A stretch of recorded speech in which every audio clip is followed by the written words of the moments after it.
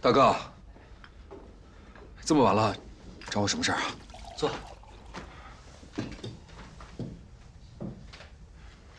电厂密室被盗的事儿，你知道吗？我当然知道，里面丢的全是建筑图纸，而这些丢失的图纸现在在二叔手上啊。他要那些图纸干嘛呀？当然是为了惊蛰行动。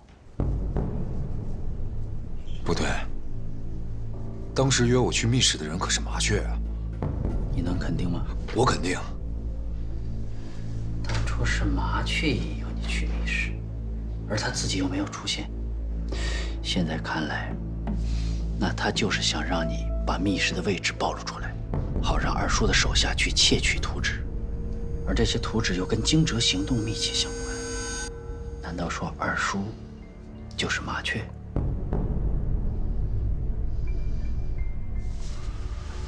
可我总觉得二叔不是麻雀。我跟他打了这么多次交道，我觉得他身上没有麻雀的味道。但是密室的暴露确实跟麻雀有关系啊。如果二叔是麻雀，那我也活不到现在啊！他有太多次机会置我于死地了。你忘了，他以为你手上有山口俊一啊，这就等于给你自己上了个保险。山口俊一可是麻雀唯一的忌惮。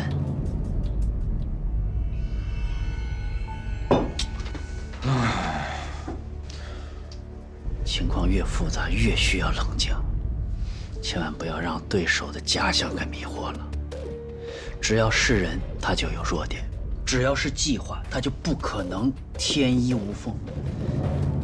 别忘了，你是野狼，狼在袭击猎物的时候，最需要的是冷静，寻找猎物的破绽，然后猛扑过去，一时中的。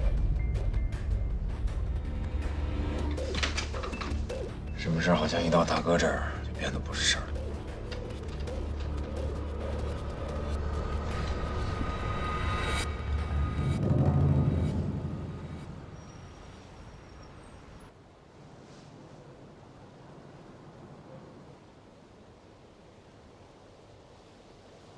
特委员，共军是不是听到什么风声了，才这么戒备森严的？还不是那个二叔，东一榔头西一棒子的，辽不得共军草木皆兵。我看这个行动没法干啊！我就这么点人，要是硬闯上去，还不真成了肉包子大口。二叔这个计划显然是太冒险了。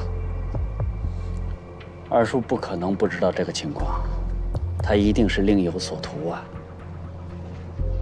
怪不得呢。我说他怎么变得突然大方起来了呢？要枪给枪，好话一箩筐一箩筐的往我身上倒，感情他还是拿我们当替死鬼啊！特别，咱们撤吧。这次行动是经过国防部批准的，咱们要是一枪不放，就这么撤了，二叔还不得抓咱们的把柄，告黑状啊？那怎么办？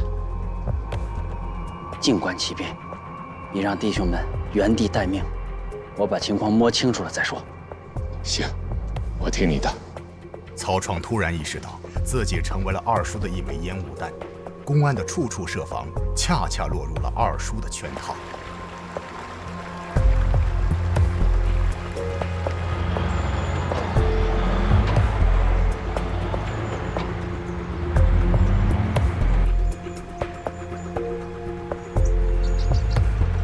按照计划行动，我们干掉桥上守卫，你们几个带上炸药，从桥上第3个桥墩下去。桥墩中央有2个洞口，把炸药放进去，迅速引爆，明白吗？是。是。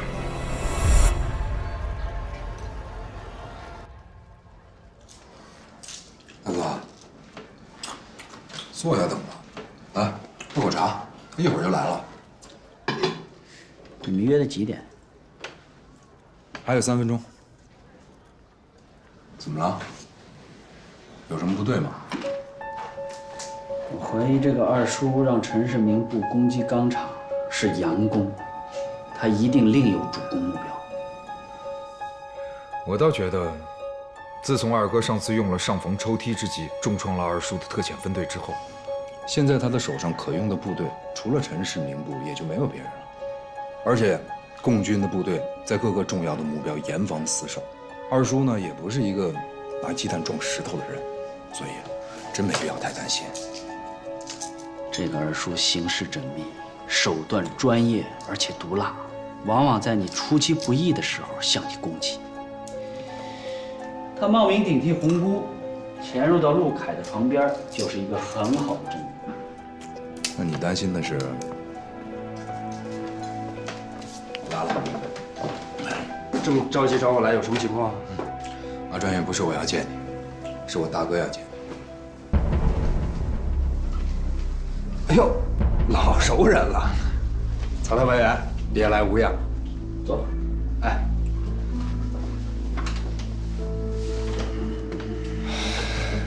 听说你高升了？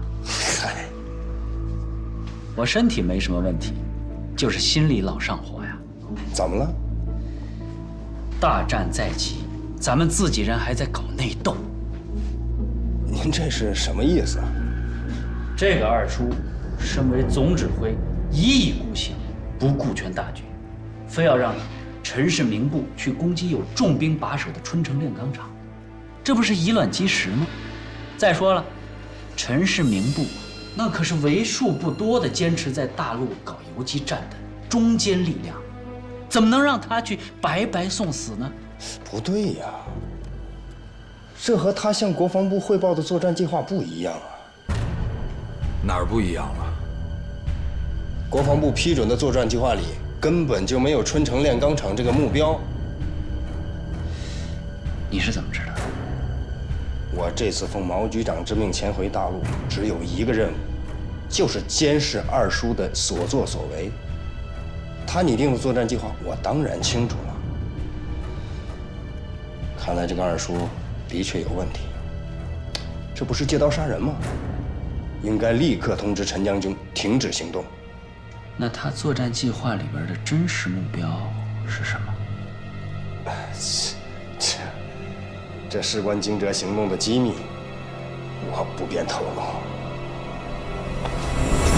哎，你干什么？要是现在不说，以后可能就没机会再说了。唐委员，唐委员，哎，三弟，不可鲁莽！哎呀，我知道你脾气不好，爱冲动，你把刀离他脖子远一点，万一割断了他的颈动脉，那真是神仙都救不了他了。没事儿，大哥，他这么不识抬举，杀了也就杀了。他什么东西，你又不是不清楚，是吧？清楚是清楚，士别3日，当刮目相看吧。他现在是毛人凤局座的红人，万一他要死了，我可交不了差呀。大哥，我无官一身轻啊，我把他杀了，毛人凤能奈我何？来来，哎，马掌柜，你说想从哪儿开始？想从眼睛啊，还是鼻子啊，还是嘴啊？别动！别动！哎呀，这又何必呢？都是一个人手上的蚂蚱。春江大桥。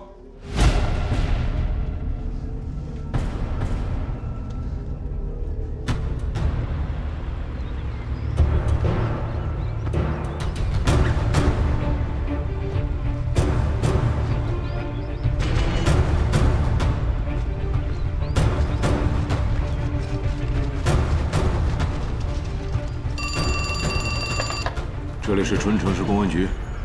钢铁厂只是佯攻。什么？敌人的行动目标是春江大桥。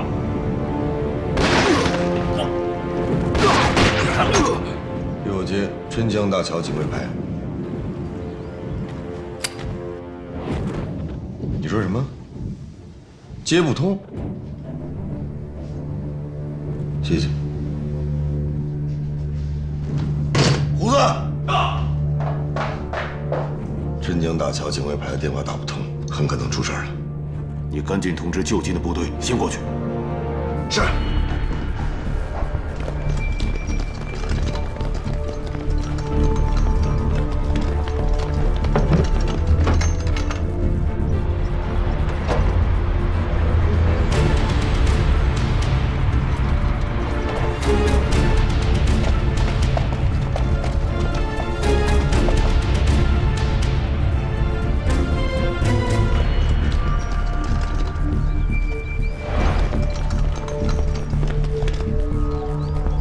击！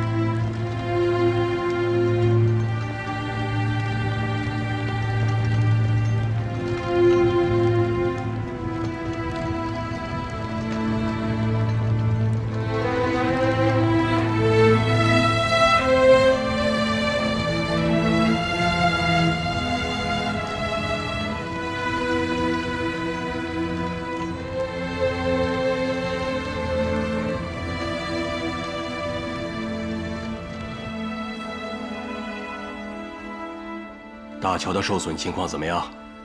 好在只有第3号桥墩受损，7、8个小时之后就能恢复通车。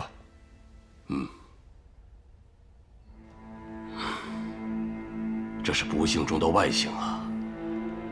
如果大桥真的被炸毁了，我们就没法向党和人民交代了。老首长，这件事情我负全责。你负责？如果大桥真的被炸了，这个责任你负得了吗？洛凯啊，我知道你这个人平常很自信，这是你的优点，但是过分自信那就是自傲。我们这支队伍能够取得一个又一个的胜利，是因为我们有理想、有信念、有纪律，脚踏实地，局部服从全局。不要搞那些什么个人英雄主义。啊，大家都坐吧。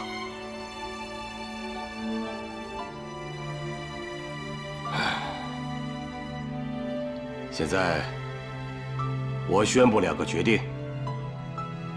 鉴于春城市公安局625专案组没能及时有效地制止敌特分子对春江大桥的破坏行动，导致3号桥墩受损，在社会上产生了恶劣的影响，给予直接责任人春城市公安局局长周海峰同志到，行政记大过处分，是。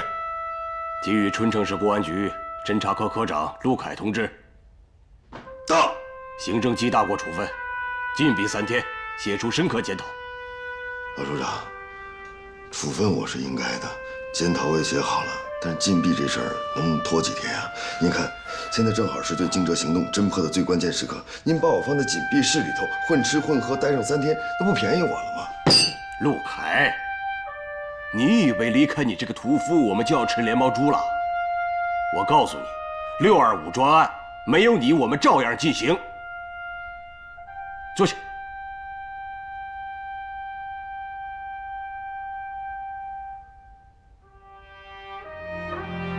怎么了？受这么点挫折，就都垂头丧气了？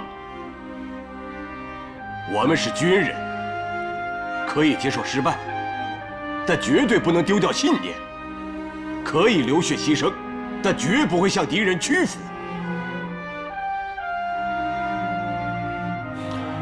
根据我们对敌特分子最近一系列活动做出的分析和判断，现在已经不是猎人追踪猎物这么简单了，而是2个猎手之间的对垒了。我们在追踪敌特分子，他们对我们的行动也了如指掌，所以越是在这种时候，我们越要临危不乱，要重新部署。敌特为了配合朝鲜战争，一定会加快行动，所以我们现在就要顺藤摸瓜，找出他们的软肋，给他们致命一击。是。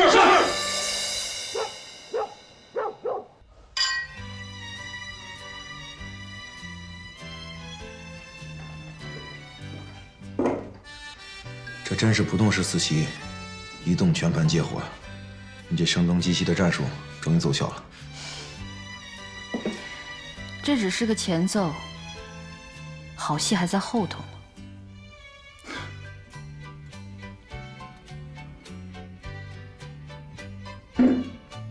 别喝了，你喝太多了。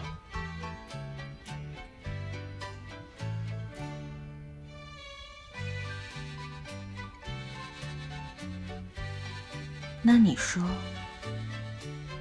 我们怎么庆祝庆祝啊？你想怎么庆祝？陪我跳支舞吧。我只会走正步，不会跳舞。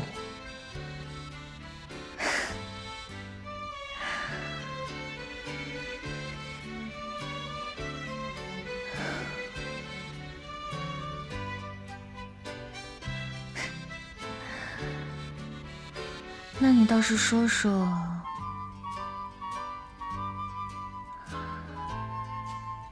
你还会干点什么呢？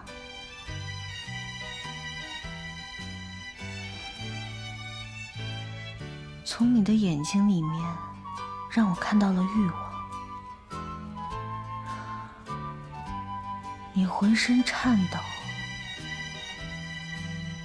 这让我觉得很危险。我不明白你是什么意思。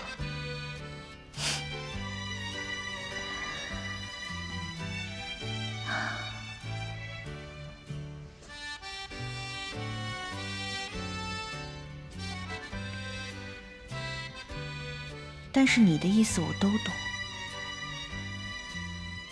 如果我告诉你我不是保密局的人，那么你会怎么样对我呢？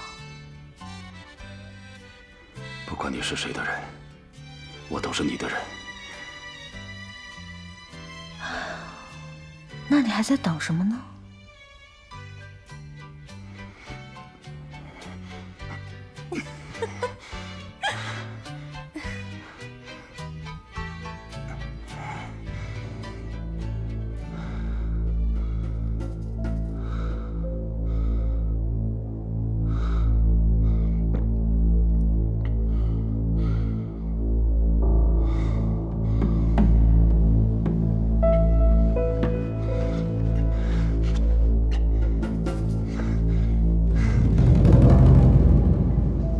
二叔承启毛局长，春江大桥已被炸毁，共党上下极为震动，民心惶惶。惊蛰行动在我的指挥下向纵深发展，胜利指日可待。二叔。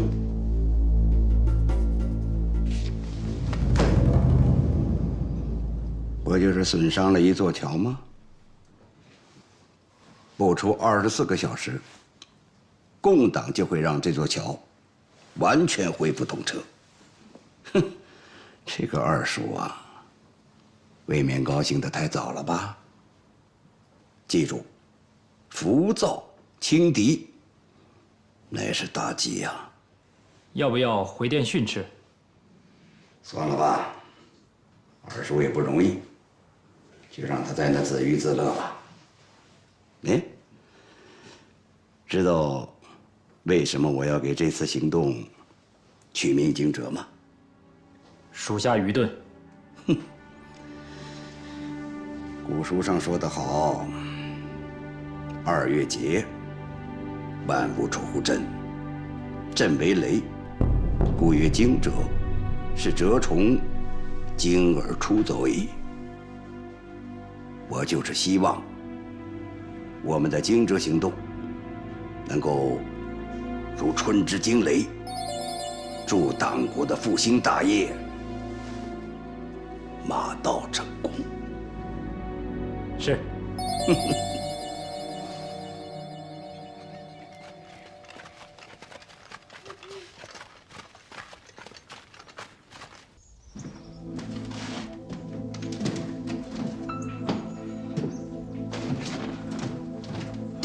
曹老弟，我跟你说实话吧，我对这个二叔是真没信心了，3番5次的拿我们当枪使。就算我陈世明不是国军的嫡系，不招蒋委员长待见，可你是国防部正式任命的军事特派员呐。哦，炸春江大桥这么大的事儿，竟然也瞒着你。你对他是没信心了，我对他是没感觉了。看来他真不把咱们当自己人呢。那你到国防部告他去啊？有什么用啊？他刚刚侥幸炸了这个春江大桥，毛局长对他那是信任有加呀。这个时候去告状，那不是自找不痛快吗？国军对外相冲，内斗起来像龙，拉帮结派，山头金立，怎么可能有战斗力嘛？别人怎么样，我们不管，咱们自己可不能随波逐流，得想个办法，不能再让这个二叔牵着鼻子走了。对，就是死，也得死个明白。曹特派员，陈将军，别来无恙啊！托您的福，能吃能睡。想必春江大桥一事，两位都已经知道了吧？二叔的经世之举，世人皆知啊，倒是我们2个做壁上观，实在是惭愧啊。什么做壁上观？是二叔对我们心存戒备，处处设防呢，生怕我们抢了他的风头。哎，陈将军此话差矣。与共军斗法，总要先讲究谋略吧。如果不是你们在钢厂附近牵制了共军的注意力，我也没有办法在春江大桥顺利地完成任务啊。所以说，功劳是我们大家的。我已经禀报国防部嘉奖你们，官升一级，俸禄加倍。也希望我们在今后的行动当中齐心协力，密切配合，为党国的复兴再立新功。谢总指挥。哎，我们该用什么方式来庆祝一下呀？不知道特派员愿不愿意赏脸，与我共舞一支呢？荣幸之至。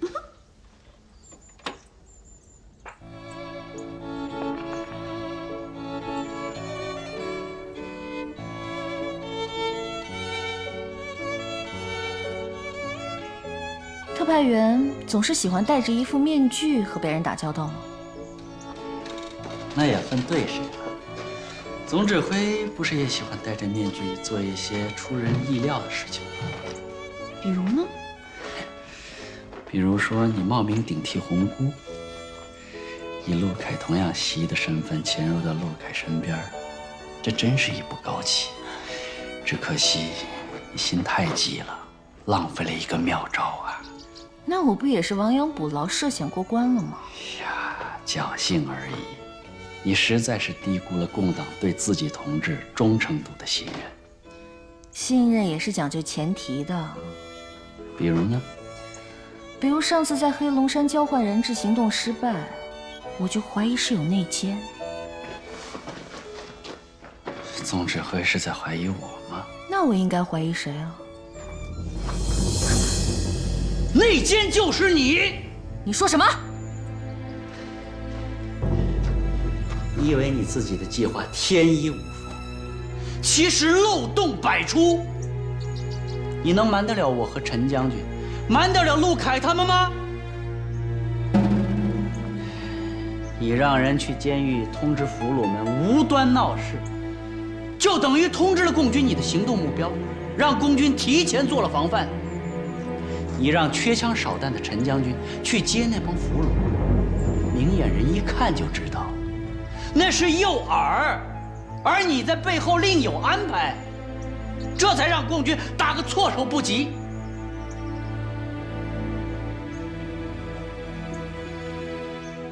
咱们这儿没有内奸，只有内讧。我们都是当过的军人，不能再这样心胸狭隘了。功劳是自己的，错误是别人的。长此以往，还有什么胜利可言？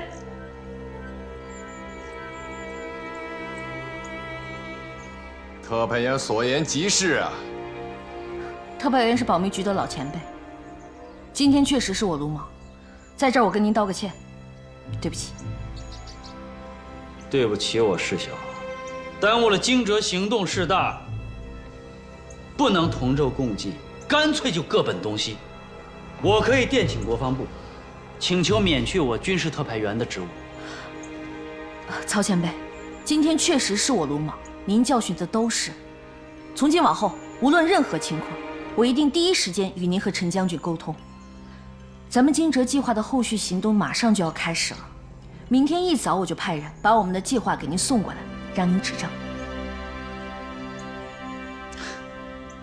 态度决定一切。既然总指挥向我道歉了，那我也不能得理不让人呢。谢谢特派员您的体恤，不过今天您真的也是让我刮目相看呢。对不起大家了，今天是我扫了大家的兴，在这儿我罚酒一杯，好不好？罚酒一杯。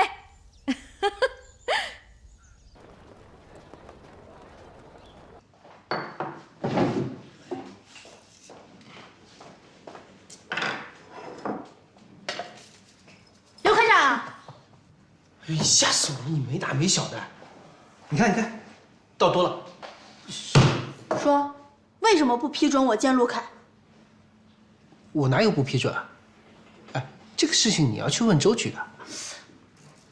我找了他，他又让我来找你，你们俩推来推去的，什么意思呀？爱批准不批准，反正我报告了。哎，这个事情如果周局批准了，我当然没有问题了。周局也是，净把矛盾往下推，不像话。哦，好啊，你居然敢在背后说领导的坏话，我要去告诉他。你别胡说啊！我哪有说领导坏话了？我就是提点小意见嘛。我都听见了。那好吧，我现在就去把你的小意见转达给他。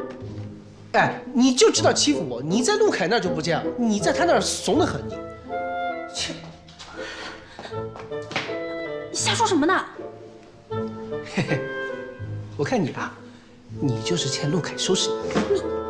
哎，好了好了，你去吧，就当我批准了。去吧去吧。去。哎，浪费。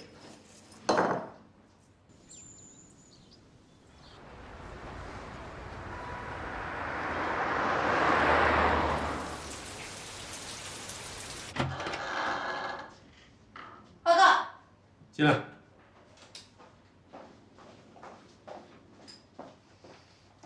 局长，这里有一份报告，需要您批一下。什么报告？啊？恋爱报告？是的。跟谁呀？上面不是写着吗？陆凯同志。你胡闹！都什么时候了，你还给我添乱？这哪是添乱呢？陆凯同志现在正在面临困惑，非常需要我的帮助和安慰。我这里也着急上火呢，你总不过来安慰我呀？你不是有我婶婶吗？不需要我安慰。没大没小的，不批。你不批我也要谈。你敢？我怎么不敢啦？周叔，你不能一味的在跟陆凯强调责任还有任务。大桥被炸的事儿他已经很自责了，你就别再给他施压了。哦，你为了他就用这种方法来给你周叔施压呀？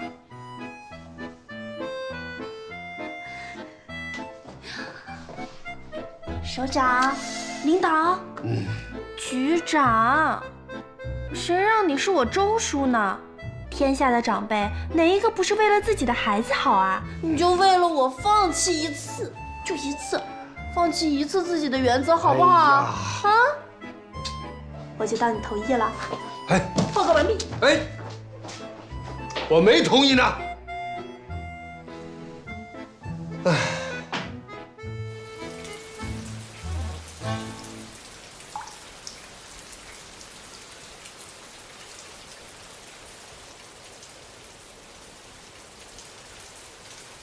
小王，财务科的蔡大姐找你，好像是有什么急事儿。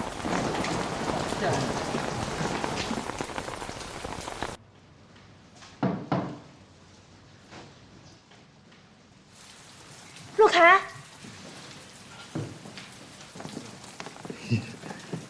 大雨天的，你来干嘛呀？我来看你啊，吃吧，平平安安的。你要真有心呀，带瓶酒来，一醉解千愁。小周，哎，说几句好了，你不要过分打扰他，他在闭门思过的。我是找他来签字的。签什么字啊？我先看看。恋爱报告，周局长已经批准过了。陆凯，签字吧。真假的？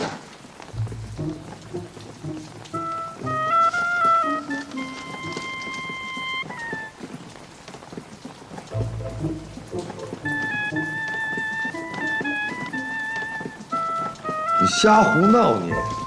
嚯，连语气都跟我叔这么像，不愧是他的得力干将啊！不是，我真没心思跟你开玩笑啊。你真的认为我是在跟你开玩笑吗？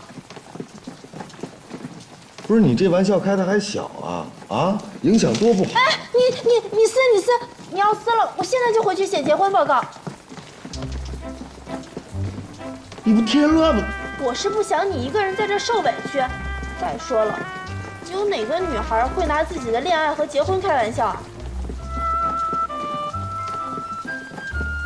不是你那个，你什么你啊，陆凯，你平常不是很有主见、很自信的吗？怎么现在结巴了？我是被你气的，有你这么谈恋爱的吗你？你说你啊，都已经被关禁闭了，嘴还这么硬，那你敢说你不喜欢我吗？我什么时候说过我喜欢你？那还用说吗？你看我的眼神啊，早就出卖了你。我看你什么眼神？我的眼神怎么了？你把我当什么人了你啊？什么人？一个坚守信仰的人，一个真诚待人的人，一个值得我托付终身的人。小周，你这个火力也太猛了。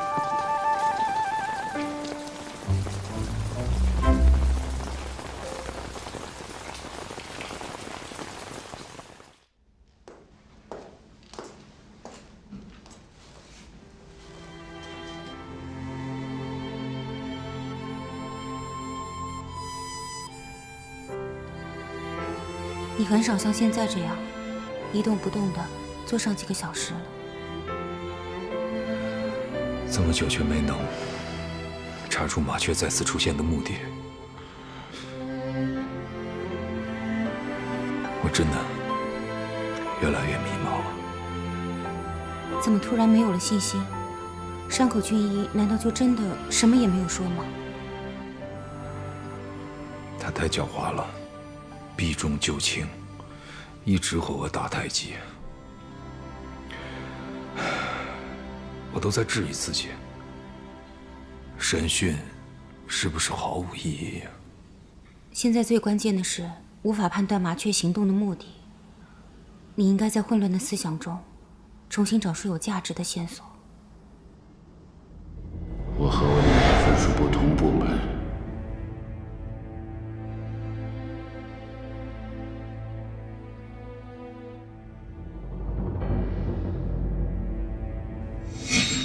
山口俊一是731部队细菌武器麻雀。对了，我怎么把他给忘了？什么呀？当年我从保密局带出的一批绝密资料，从那里面一定能找出有价值的情报。你放心吧，这事交给我。拜托了。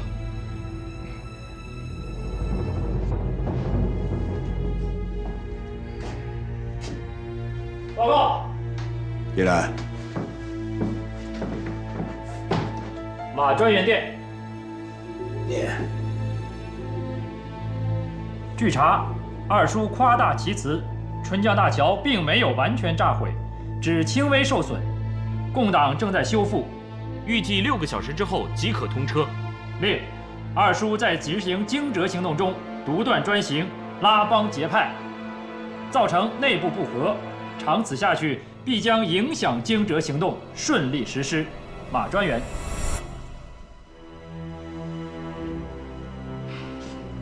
立刻回电。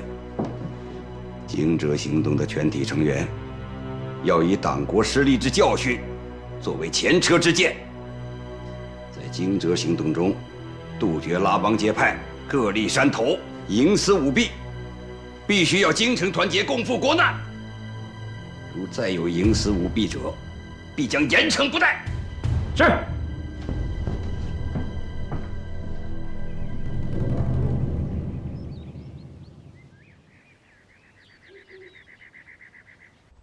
哦，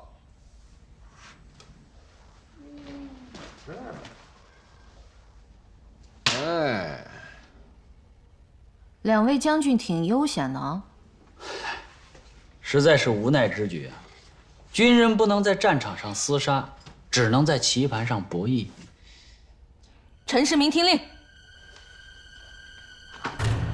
我代表国防部特命令反攻游击总队，明日向春城附近移动，争取在3、5日之内占领1到2个乡镇，竖起国军反攻大陆的旗帜。为何要如此冒险？占领1、2个乡镇有什么意义？这都是为了配合党国宣传，在国际上制造舆论之举，政治意义大于军事意义，所以请两位将军马上准备，务必完成任务。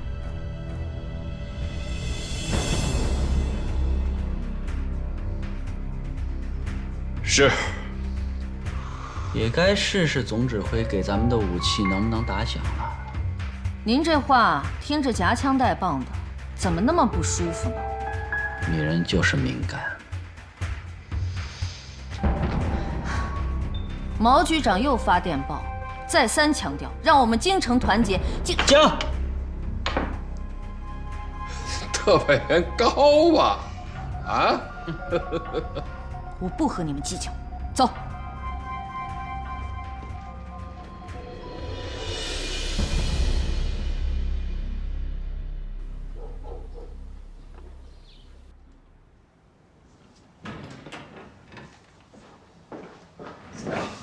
有没有什么有价值的情报？这是日本投降前731细菌部队在我华南、江南、东北一带实行细菌战的情况，其中提到了山口俊一携带了2吨细菌武器，可是当时只记载了出发的时间，后面并没有任何的记载。我跟大哥打开的那个军火库没有任何细菌武器的痕迹，也就是说，这个老东西还另外修建了秘密的军火库，专门放置细菌武器。完全有可能，这批细菌武器就是潘多拉魔盒，一旦被别有用心的人打开，那后果不堪设想。麻雀。对，这批细菌武器很可能就是麻雀的目的。你说的对，而现在的关键是在麻雀之前找到细菌武器。卖报！春城日报，春江大桥顺利开通，向抗美援朝运送物资的道路畅通无阻。来吧的，过来做报纸。卖报！春城日报，春江大桥顺利开通，向抗美援朝运送物资的道路畅通。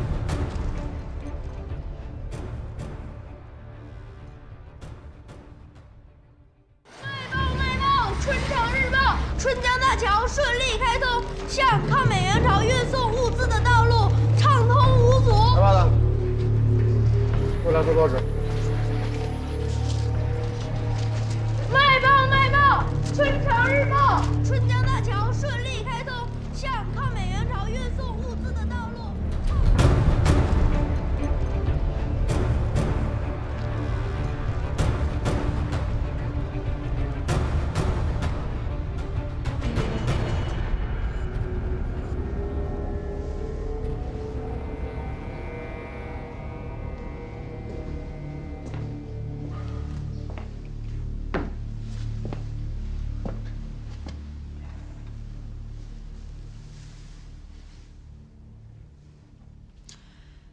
我现在心情不好，没事别到我这儿来。我有事。把你的爪子给我拿开！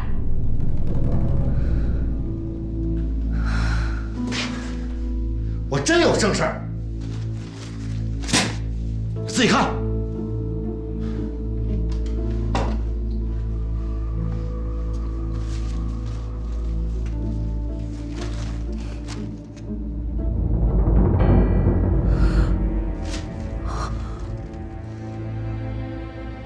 好他个姓包的，敢耍我！不过我也挺佩服他的，根本不像他长得那么懦弱。死到临头了，还能故意把大桥的关键支撑点指错来误导我们。中间第三个柱子，这儿。那边中间。这儿。包建华，有你的！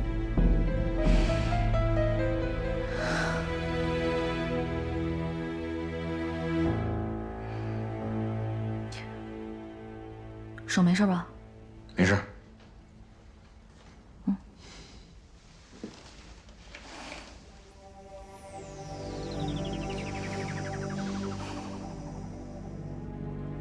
对不起啊，我现在心里有点乱。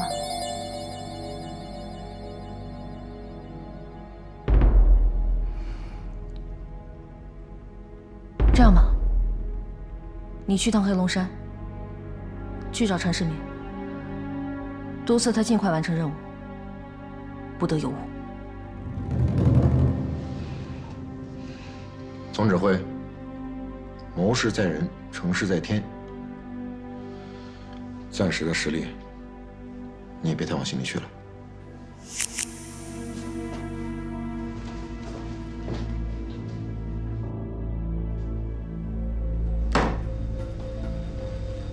你说什么？二叔又跟美国中情局直接联系了？是的，据报，由美国新扶持的情报组织自由中国说，自惊蛰行动开始以来，他们就开通了频道，与二叔取得过几次联系。不过，有2份电文被我们截获了。破译了吗？他们的密码等级太高，暂时没有破译。这二叔到底要干什么呢？难道他要脚踏2条船，给自己留条后路吗？抓紧破译。是。报告。来。报告长官，二叔来电。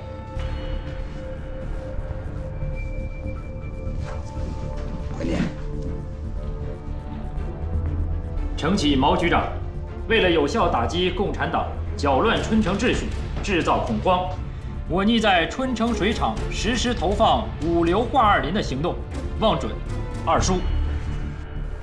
投毒？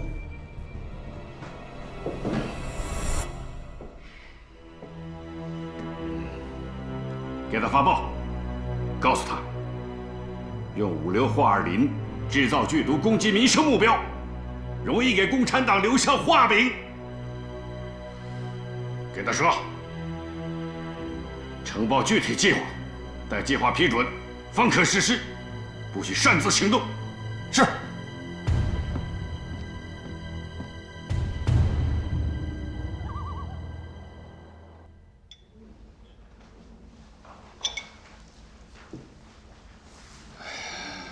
我说特派员啊，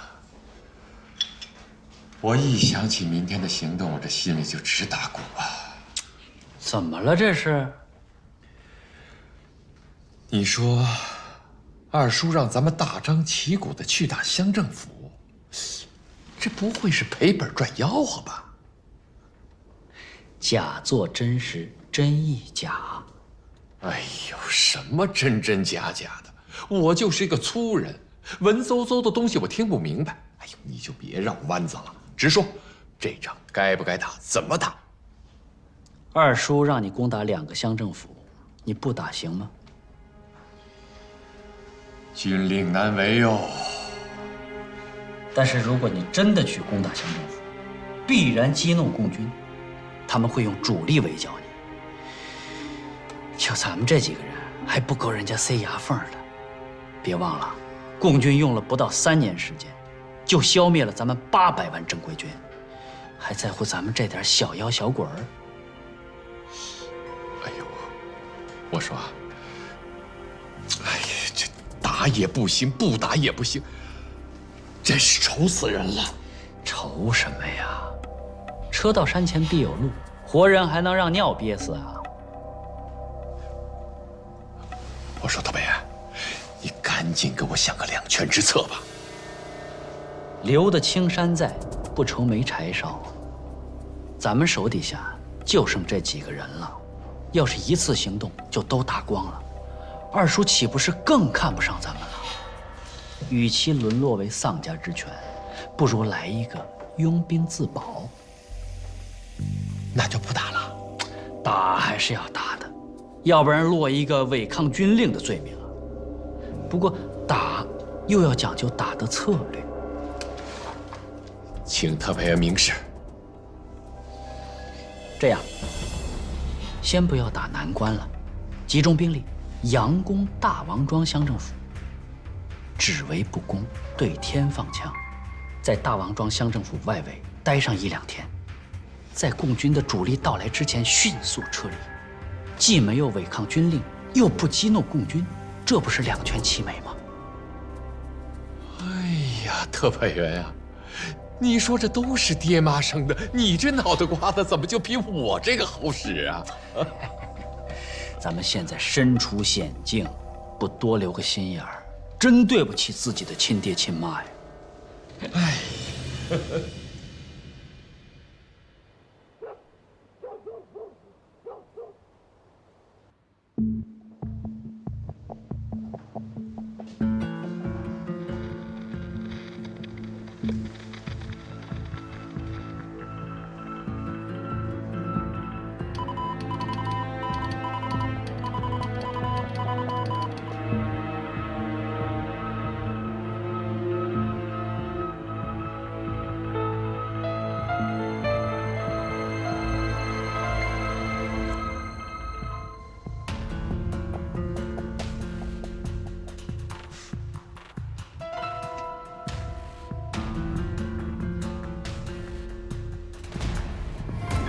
特派员，你去休息吧，我在这儿盯着。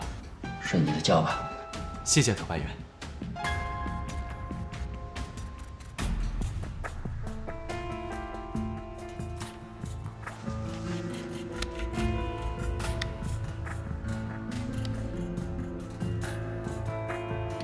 协影电台又开始活动，启用了新的波长，呼号密码：老乙。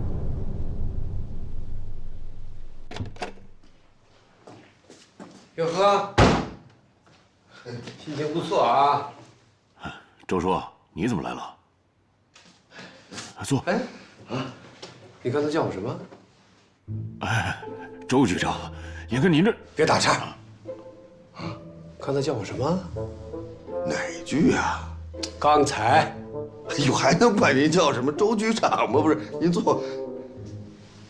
我告诉你，我当侦查员的时候，你还撒尿和泥儿呢。那玩意儿多脏！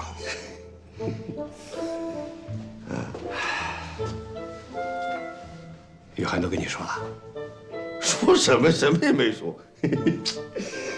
你少在这给我演不好意思，把我的宝贝侄女都偷走了，还在这给我装无辜。那不是您的侄女，您还不了解吗？这不都是被您给惯的吗？刁蛮任性，她的话不能当真。哼！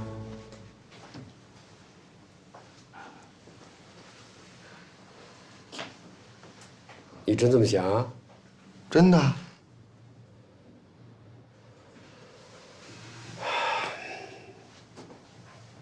那好，那我命令你，从今往后，不许接触周雨涵，否则，你这个侦察科长别干了。不是为点什么？凭什么呀？为你跟组织不说实话。我哪句话不是实话呀？你刚才不是说了吗？你不承认你跟周雨涵好，她不是你的女朋友？不是，我什么时候说过这句话呀？什么时候？你不是说吗？被我宠坏了，什么刁蛮的小公主？你什么意思？我不是那个意思。那你什么意思？那什么事儿不得需要一个过程？人家不好了便宜你还卖乖，我告诉你，这个事儿我还得考虑考虑呢。你现在考虑是不是有点晚了？你说什么？生米都煮成熟饭。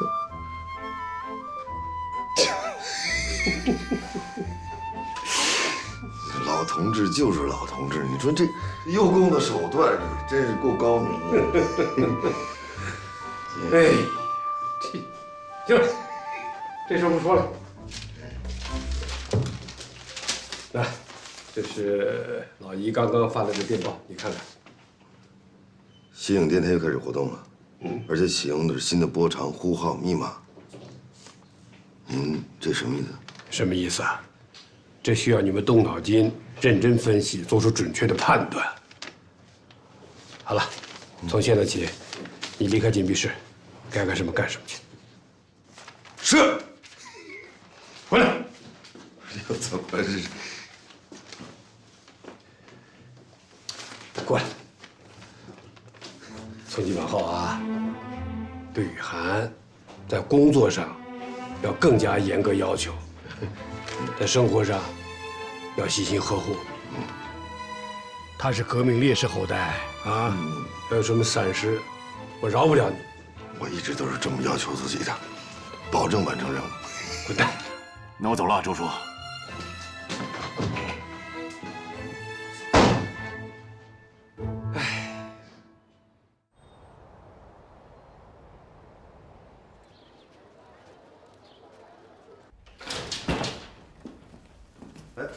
队长，老周啊，你怎么来了？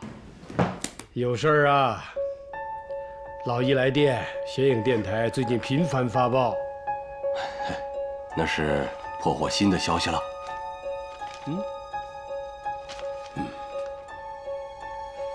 情况复杂呀。之前这个显影电台只是发信号扰乱我们的侦察方向，现在使用了新的波长、呼号、密码。这个麻雀很有可能在和中情局的人联系。来，老周，你看看这个，这是台湾发来的。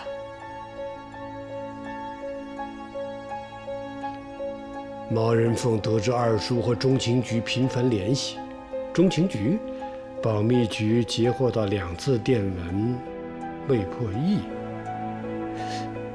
中情局参与了。看来二叔是被美国人控制了。他所执行的任务不全是保密局下达的，所以这个惊蛰行动被中情局渗透了。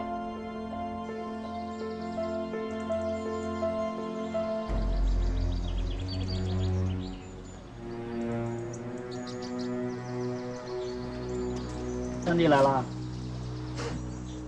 果然好耳弟，看都不看就知道是我。谁让咱们是多年的兄弟？大哥找我来，一定是关于谐影电台，那边有什么新情况吗？直奔主题。我现在已经确定了这个谐影电台有问题。他以前发报毫无规律，但是现在恰恰相反，每天午夜准时准点的收发报，似乎是故意诱惑我们破译监听。这可绝不像是麻雀的风格吧？麻雀这么做，显然是故意迷惑我们，以掩盖他的真实目的。但是他的真实目的是什么呢？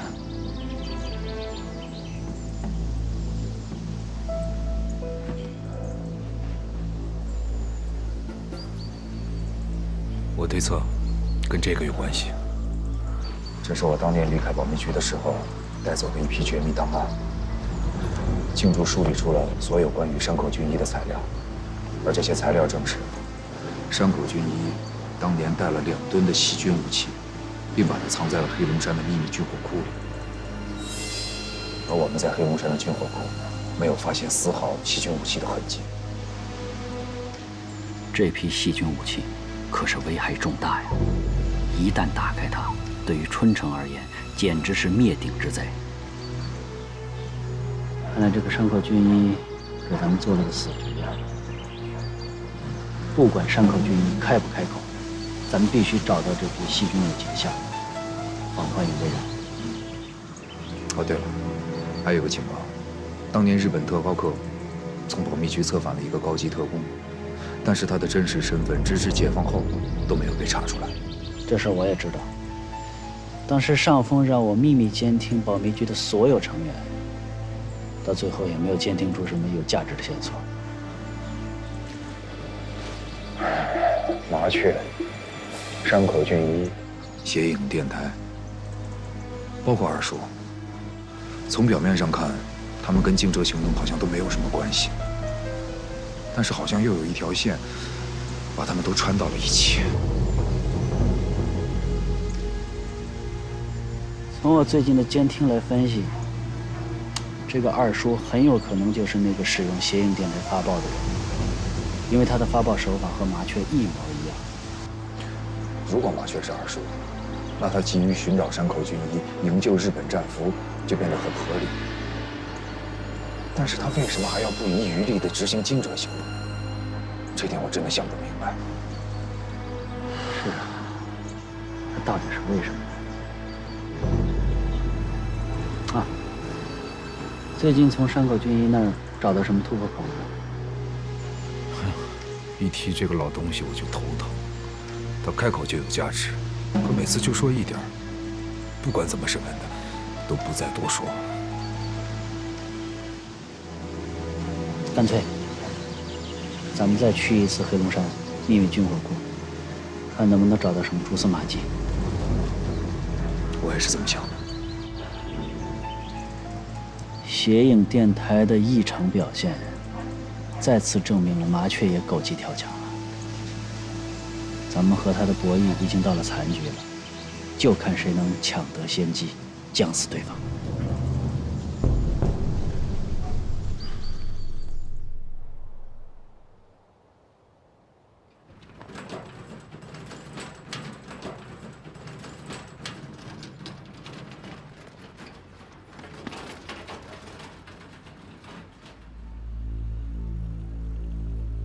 你为什么没有用五硫化20袭击水厂？上峰没批准，说要计划批准以后才能实施。只有先当魔才能成佛，对中国人不能心慈手软。你这样下去会误了我的大事。我明白。你明白什么？现在你手里还有完全归自己掌控的武装力量吗？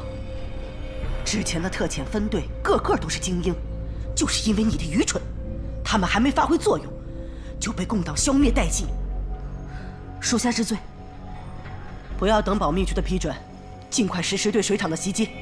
属下知道。还有，你要尽快找到山口俊一的下落。别再让我等下去了。是，我一定尽力寻找。你是什么样的人，天知地知，你知我知。如果你不想让你在日本的一家老小死于非命，就豁出命去干吧。是。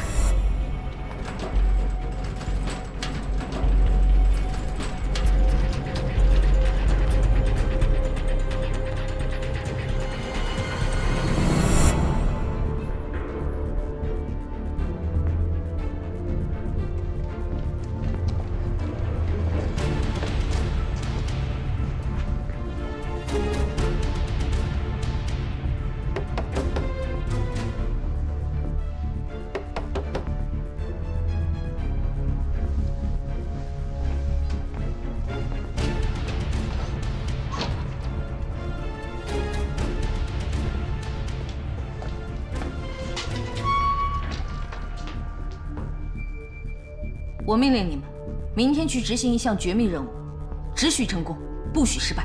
什么任务？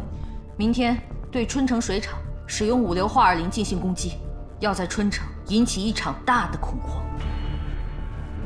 这个计划批准了吗？对共党心慈手软，我们将一事无成。是。你们都去准备吧，记住，明天日落之前，我要听到你们胜利的消息，要不然你们就自裁了。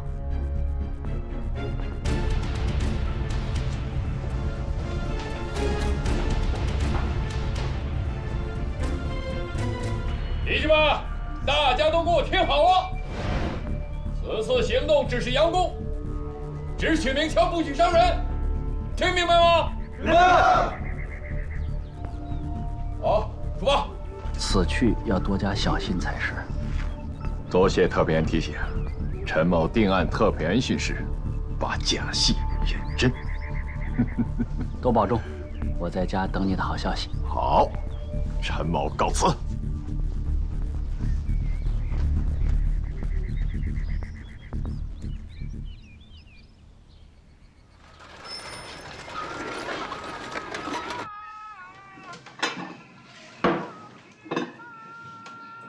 哎呦，谢谢谢谢。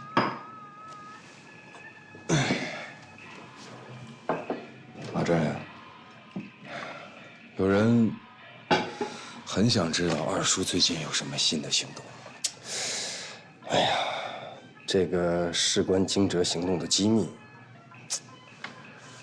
我还真不便透露。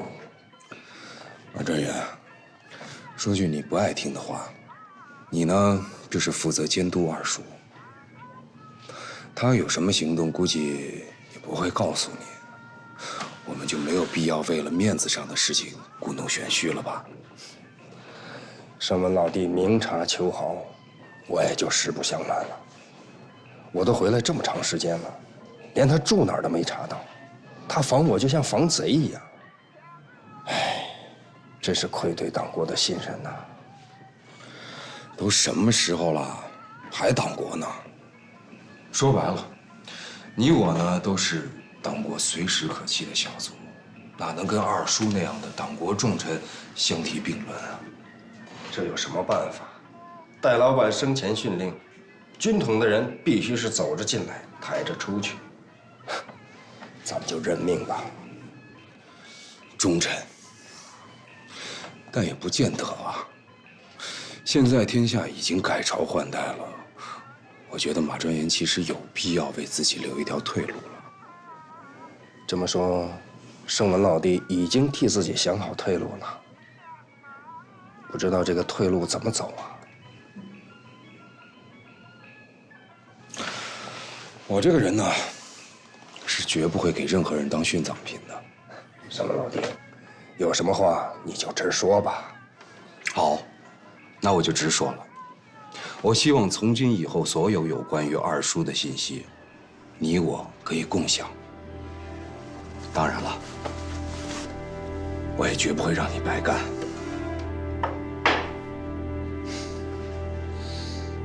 哦，你是要从我这儿买情报啊？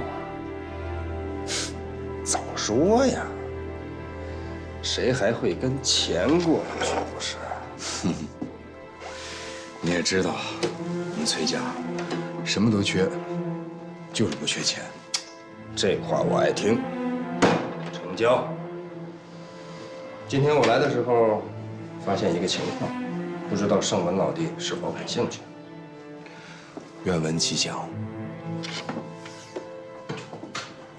二叔的那个得力干将独龙，今天又去车行租车了。又租车？他要干什么呢？不知道。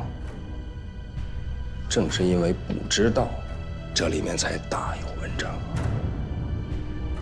你想想看，他有什么行动需要瞒着我们呢？运送五硫化二磷。聪明人一点就透。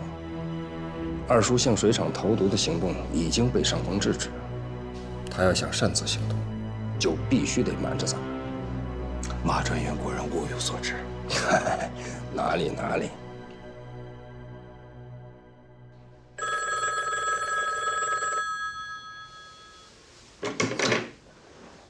喂，二叔今日将袭击水厂。什么？小徐，到，马上通知陆凯到我办公室来一趟，有紧急情况。是。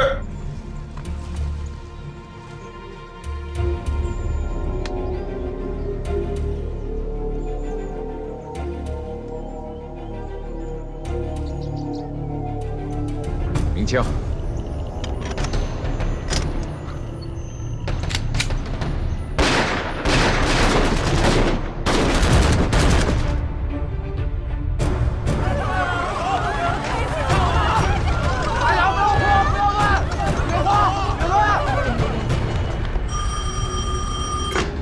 是公安局啊！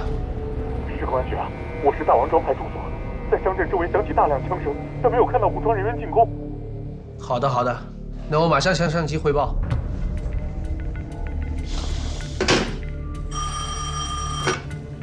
喂，是柳宁吗？我是周局长。啊，周局啊，我正有事要找你。我这有紧急情况，请你马上到我这来一下。好的，好的，那我马上过来。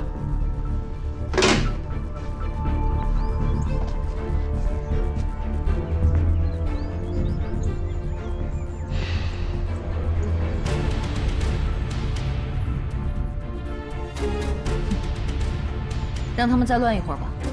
走，办正事去。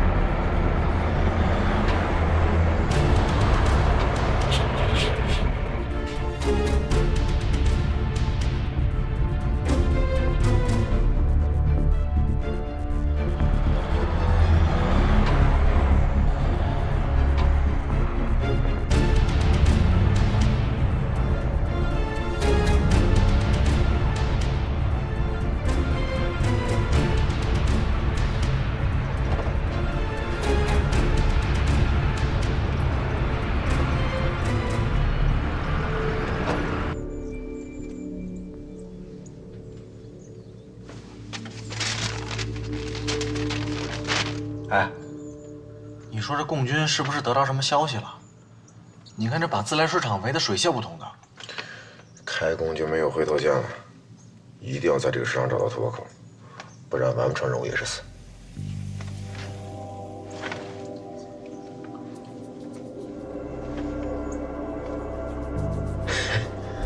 天无绝人之路，你看，这个普通的管道可以通到水管，一会儿就从这儿下去。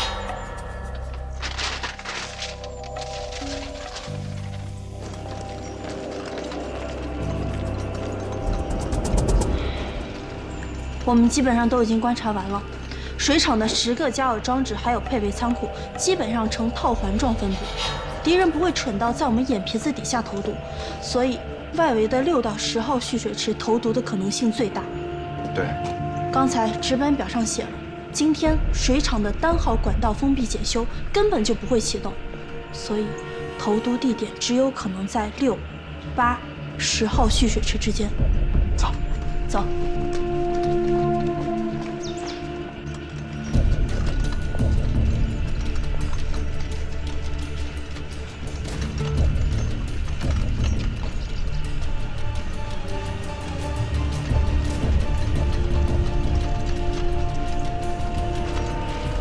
你们那边发现什么可疑情况了吗？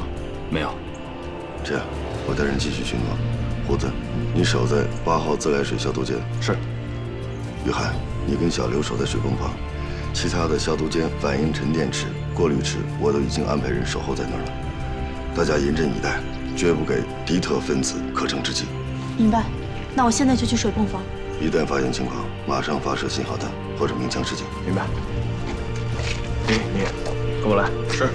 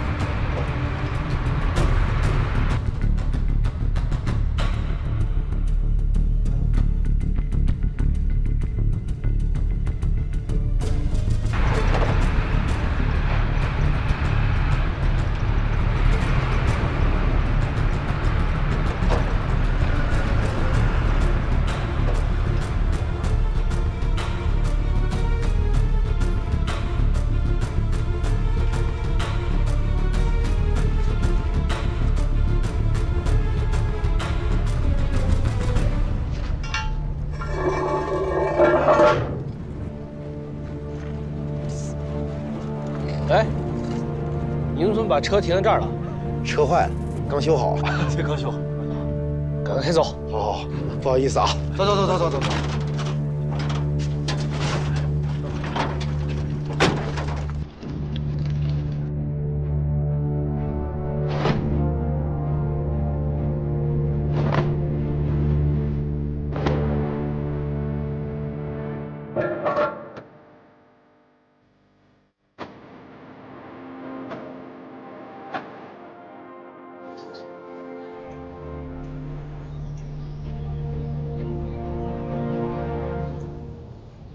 特派员，这是要干什么去啊？哈哈，我听说这山上有个金矿，我想过来勘察一下。真是无利不起早啊！我这个人呐，一不好酒，二不好色，就是爱财。一听说钱，我就兴奋了。哎，总指挥日理万机的，怎么也有闲工夫上这儿来啊？行动取消了？什么行动啊？哦，对了，咱们现在是铁路警察，各管一段。总指挥有什么情况瞒着我，也是情有可原的。你呀，明知故问。我就是来了解一下陈将军进攻大王庄的行动战果如何。报告，报告，陈将军总指挥，大什么大？舌头捋直了说话。大捷呀！陈将军攻下大王庄了。是。陈将军速战速决，应该上报国防部，给予嘉奖啊！攻下一个小小的大王庄就要嘉奖，这要是攻下整个春城市，是不是还要让蒋委员长亲自授勋啊？那也得看咱们有没有这个实力了。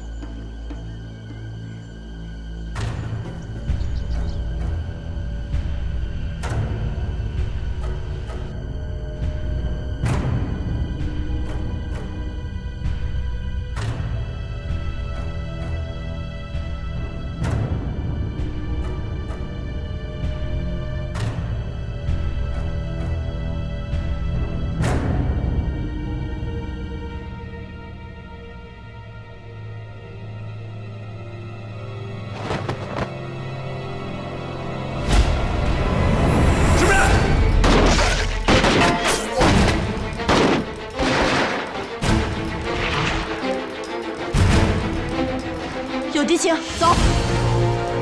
走。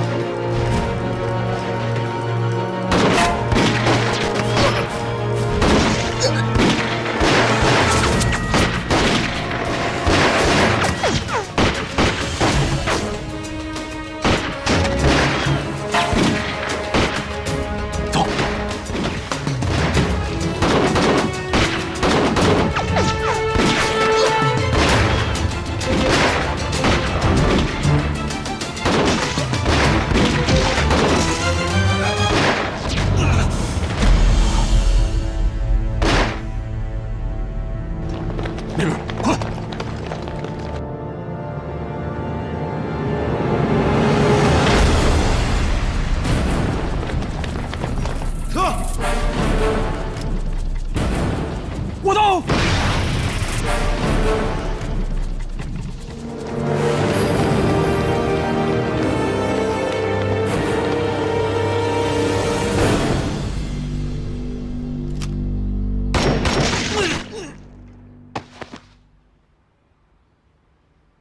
追！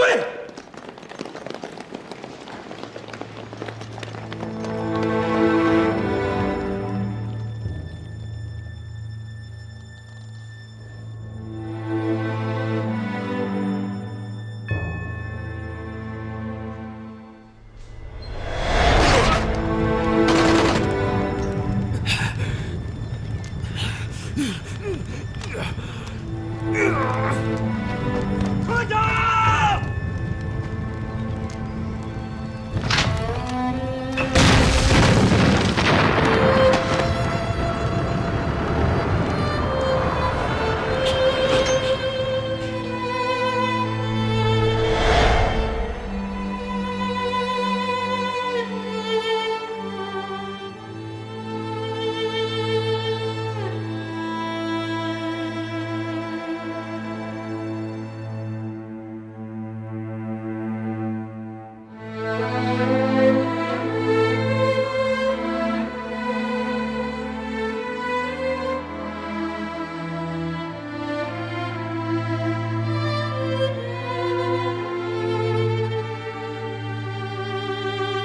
铁蛋儿哥，还想着咱们的任务呢。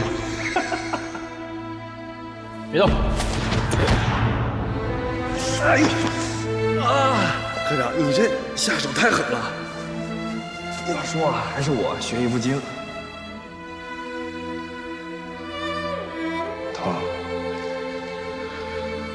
你说我是不是特没用？不的。干我们这一行的，哪有一帆风顺的呀？一个优秀的士兵，既要敢于勇，又要善于谋。好，明白。这是你的科长，你怎么办？我刚刚嫁，不该乱有偏袒。是。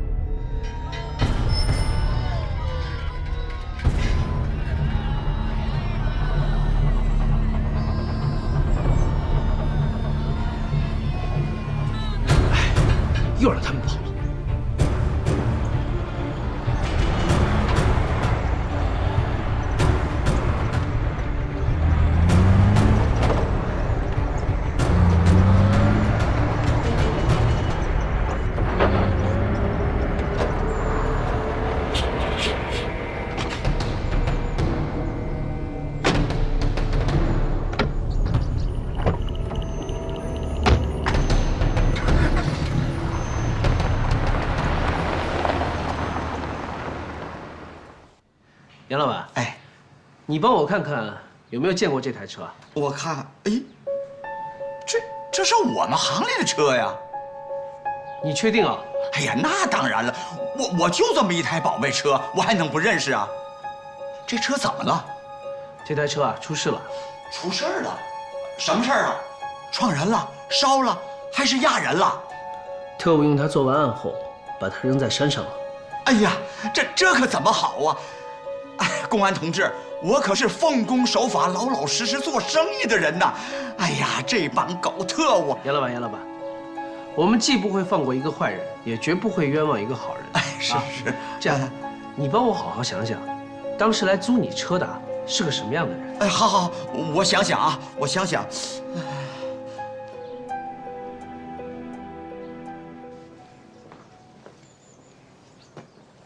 我命令，立即捣毁敌人的1号、2号秘密联络站，敲山震虎，要严厉地打击敌特分子的嚣张气焰，同时逼迫敌特分子向城外转移。周局，那敌特的3号联络站呢？动不动？暂时不动，继续秘密监视。局长，为什么呀？我们625专案的最高任务，就是要搞清楚敌人惊蛰行动的最终目的。如果把敌人所有的行动路线都掐断了，那对我们的侦破十分的不利。